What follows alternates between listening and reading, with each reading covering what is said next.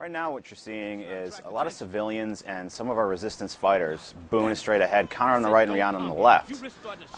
What we're not hearing right now is that they're having a discussion about just the occupation, about what the resistance is bringing to them.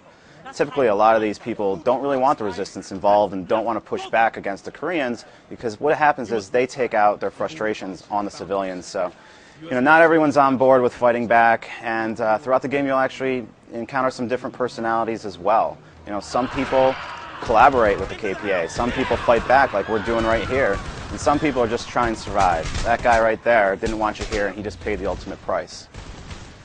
So right here we're entering a house. This is where we marry the story with first-person shooter action. We have a mom here with a baby crying, three of us trying to defend this house, guy coming through the window.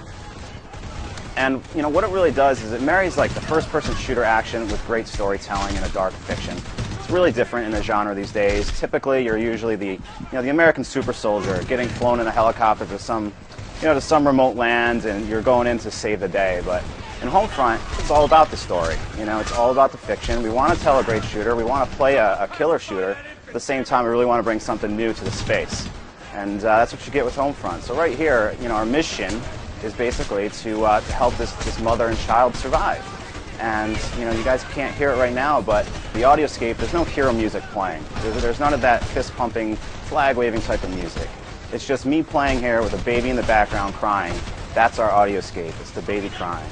And so you're getting that great first-person shooter action. And what we're doing is we're actually building up to some really intense moments later on in the chapter. We always have different pathing. I could jump out this window if I wanted. I can fight here. I can go into the garage. Always want to give you options so you're not fighting down a tunnel path. Right now we're just getting gassed in here. You see the canisters billowing up smoke. So we're going to get out of the house and move on to the next part of the chapter. So Boone, he's kind of our father figure in the game, and he's helping the mother and child survive, carrying them over the fence and telling them we're going to come back to them later and help them out. The battle still ensues out in the yard there. They're still fighting us, so we're going to progress on in the chapter and meet another comrade of our resistance cell here. These are civilians turned freedom fighters.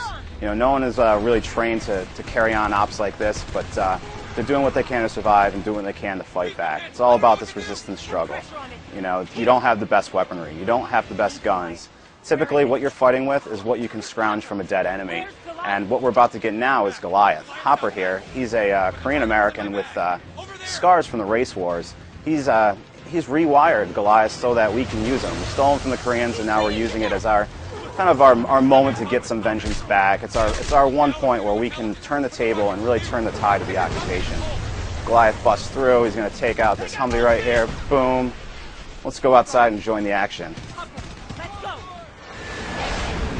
Jet screams above head. And so Goliath right here, he's a semi-autonomous drone. What he does is he drives off on his own, has a full MG firing all the time, picking off enemies, helping you out. Awesome, awesome weapon to use. You really get an emotional attachment to him throughout the game, in fact. And you will be seeing him later on. Everyone always asks me, and every time you see him, it looks like a heck of a lot of fun. We have those ragdoll physics in there, which make it feel really cool. We didn't go with the gore factor and have people exploding. That wouldn't be cool. Just want to give you this, this moment to kind of take a deep breath. In Homefront, you get a lot of story. You get a lot of fiction. And through that, we deliver a lot of emotion, and that's what's different in the space. And this kind of moment right here lets you put your feet up, kick back, and enjoy shooter action like we all know and love. You can even target the infantry. They ragdoll across the map. It's pretty cool. Always a good time.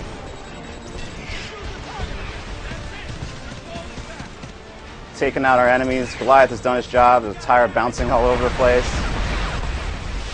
And now we just take it from a plane, and that's the end of Chapter 1. Thanks for watching, guys.